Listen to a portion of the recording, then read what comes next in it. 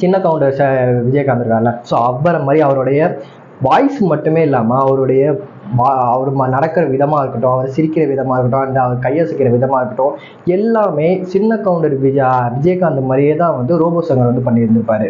எனக்கு தெரிஞ்சு வந்து இப்போதைக்கு நிறைய பேருமே வந்து விஜயகாந்த் மாதிரி வந்து மிமிக்ரி பண்ணலாம், பாடி லாங்குவேஜ் எல்லாமே பண்ணிட்டு இருந்தாலுமே ஃபஸ்ட்டு விதை போட்டது யாருன்னு பார்த்தோம்னா அது வந்து ரோபோ சங்கர் தான்.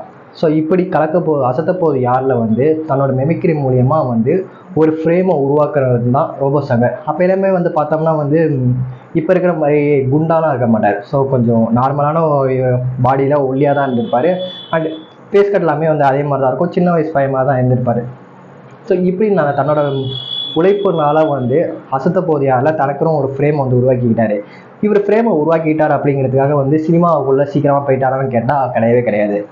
சினிமாவில் ரொம்ப லேட்டாக மக்களுக்கிடையே வந்து கொண்டு போய் சேர்க்கப்பட்ட ஒரு திறமை வாய்ந்த ஒரு ஆக்டர் யாருன்னு பார்த்தா அது வந்து ரோபோ சங்கர் தான்.